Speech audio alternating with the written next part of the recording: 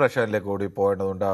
Shri K G കുമാറാണ്, കൊട്ടാരക്കരയിൽ നിന്നാണ്. ശ്രീ കെ ജി കുമാർ, താങ്കൾക്ക് എന്ത് തോന്നുന്നു? ഇതൊരു BJP-യുടെ പ്രധാനപ്പെട്ട നേതാക്കളൊക്കെ, ആദ്യം CV ആനന്ദബോസ്, പിന്നീട് സുരേഷ് ഗോപി, ഇപ്പോൾ ഉപരാഷ്ട്രപതി CP രാധാകൃഷ്ണൻ, ഇവർ കൃത്യമായി തന്നെ NSSന്റെ ജനറൽ സെക്രട്ടറി സുകുമാരൻ നായരെ ലക്ഷ്യമിടുമ്പോൾ ആ പാർട്ടിയുടെ ഒരു നിലപാട് കൂടി ആവാൻ തന്നെയല്ലേ സാധ്യത?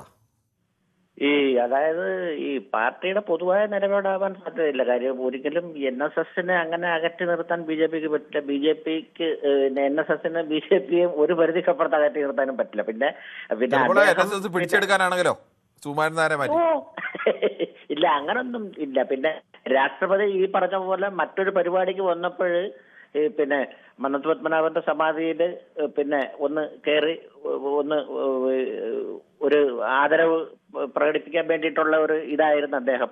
പക്ഷെ അത് മുൻകൂട്ടി അറിയിച്ചില്ലെന്നോ പ്രോട്ടോകോളോ ഒക്കെ അദ്ദേഹം ഓരോ സാങ്കേതികമായിട്ടുള്ള കാര്യം പറയുന്നതാണ്. കാര്യം അന്നേരം അനുവദിച്ചു കൊടുക്കുന്നതായിരുന്നു നല്ലത്. കാര്യം CP രാധാകൃഷ്ണനെ പോലെ വളരെ സൗമ്യനായ ഒരു ആള്, കാര്യം ഉപരാഷ്ട്രപതിയാണ്. അതേപോലെ സുരേഷ് ഗോപി അന്ന് ചെന്നപ്പോഴും അദ്ദേഹം ബഡ്ജറ്റ് സമ്മേളനം നടന്നുകൊണ്ടിരിക്കുന്നതിന്റെ ഇടയിൽ വന്ന് എന്നുള്ളതാണ്. പക്ഷെ അതും സാങ്കേതികത്വമാണ്. കാര്യം അപ്പൊ ആരെങ്കിലും ഒരാളിനെ കൊണ്ട്, ഇദ്ദേഹം പറഞ്ഞില്ലെങ്കിൽ ഇദ്ദേഹത്തിന്റെ അനുയായികളെ കൊണ്ട് ആരെങ്കിലും ഇങ്ങനെ ബഡ്ജറ്റ് സമ്മേളനം നടക്കുകയാണ്, അപ്പൊ ഒരു സൈഡിൽ ജസ്റ്റ് എന്തെങ്കിലും ഒന്ന് സംസാരിച്ചിട്ട് ഒരു 2 മിനിറ്റ് കാര്യം പറഞ്ഞാലേ പുള്ളി ഒരു സൈഡിൽ ഇരുന്നിട്ട് സുരേഷ് ഗോപി പോരുമായിരുന്നു. അതേപോലെ CV ആനന്ദബോസിനോട്.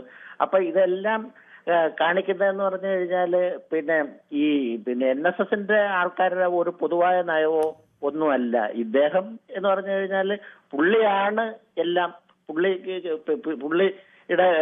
പുള്ളിക്ക് കീഴിലാണ് ബാക്കിയെല്ലാം എന്നുള്ള ഒരു മനോഭാവത്തോടുകൂടി, അല്ലെങ്കിൽ ഇതെല്ലാം സാങ്കേതികത്വം ഒഴിവാക്കിയിട്ട് വിട്ടുവീഴ്ച ചെയ്യാവുന്നതേ ഉള്ളു. ഇനി അമിതമായിട്ടുള്ള അടുപ്പം BJP-യും BJP നേതാക്കന്മാരുമായിട്ട് പ്രകടിപ്പിച്ചാൽ ആൾക്കാർക്ക് ആർക്കെങ്കിലും അദ്ദേഹത്തിനോട് അനിഷ്ടം ഉണ്ടാകുമോ എന്നുള്ള ഒരു ചിന്തയാണോ എന്നും അറിയില്ല. VD സതീശൻ തന്നെ പുള്ളി ഒരു ടൈം ചോദിച്ച് കൂടിക്കാഴ്ചക്ക്, അപ്പൊ ആ സമയം മുഖ്യമന്ത്രിക്ക് പറ്റത്തില്ല. അപ്പൊ അങ്ങനെ ഇപ്പൊ അത് കൂടിക്കാഴ്ച നടന്നില്ലല്ലോ. അങ്ങനെ അത് എന്തോ അതാണ് ഏറ്റുമുട്ടലിന് വേണ്ടി ഏറ്റുമുട്ടുന്നത് പോലെ ഉള്ള ഒരു തോന്നലാണ്. പക്ഷെ ഈ NSS പോലെ മഹത്തായ ഒരു പ്രസ്ഥാനത്തിന് പിന്നെ അദ്ദേഹം ഈ എടുക്കുന്ന ഇങ്ങനെയുള്ള തീരുമാനങ്ങളിൽ ഒരു പുനർചിന്തനം നടത്തണം എന്നാണ് എൻ്റെ ഒരു അഭിപ്രായം. ശരി, താങ്കളുടെ അഭിപ്രായം വളരെ വ്യക്തമാണ്. ശ്രീ പ്രേംനാഥാണ്, പെരുന്നേലിൽ നിന്നാണ് വിളിക്കുന്നത്. ശ്രീ പ്രേംനാഥ്, താങ്കൾ പെരുന്നേലിൽ നിന്ന് വിളിക്കുന്നതുകൊണ്ട് ചോദിച്ചാണ്, താങ്കൾ ഈ NSSുമായി അങ്ങനെ നേരിട്ട് എന്തെങ്കിലും ബന്ധപ്പെട്ട ആളാണോ? ഞങ്ങളുടെ അപ്പൂപ്പന്റെ കരയോത്തിപ്പെട്ട ആളാണ്. 257 നമ്പർ കരയോത്തിപ്പെട്ട ആളാണ്. ശരി, ഓക്കെ. ഈ G. സുകുമാരൻ നായർക്കെതിരെ അതിരൂക്ഷമായ വിമർശനമാണ് ഉപരാഷ്ട്രപതി സ്ഥാനത്ത് ഇരിക്കുന്ന CP രാധാകൃഷ്ണൻ ഇന്നലെ ഉന്നയിച്ചത്. അതോടൊപ്പം തന്നെ സുരേഷ് ഗോപിയും പെരുന്നയിൽ ഒരു ശുദ്ധീകരണം, അത് സ്വയം നടത്തിയില്ലെങ്കിൽ സ്വയം ശുദ്ധീകരണത്തിലേക്ക് അത് പോവും, അല്ലെങ്കിൽ നടത്തും എന്നുള്ള മട്ടിലായിരുന്നു അദ്ദേഹത്തിൻ്റെയും വർത്തമാനം. എന്താണ് താങ്കൾക്ക് പറയാനുള്ളത്? അത് കറക്റ്റായിട്ടുള്ള കാര്യമാണ്. കാരണം അങ്ങനെയുള്ള കാര്യങ്ങളാണ് പെരുന്നയിൽ നടക്കുന്നത്. കാരണം പറഞ്ഞോളൂ. ഹലോ, കേൾക്കാമോ? കേൾക്കാം, പറഞ്ഞോളൂ, താങ്കൾ പറഞ്ഞോളൂ. കാരണം എന്നാന്ന് വെച്ച് കഴിഞ്ഞാൽ ഇത് മറ്റേ GSന്റെ കാര്യം എന്നാന്ന് വെച്ച് കഴിഞ്ഞാല് പുള്ളിക്കാരന് ഒരു ഏകാധിപതിയായിട്ട് NSL നടക്കുന്നു. താങ്കൾ പറഞ്ഞോളൂ, തുടർച്ചയായി കേൾക്കാമോ? കേൾക്കാം, താങ്കൾ പറഞ്ഞോളൂ.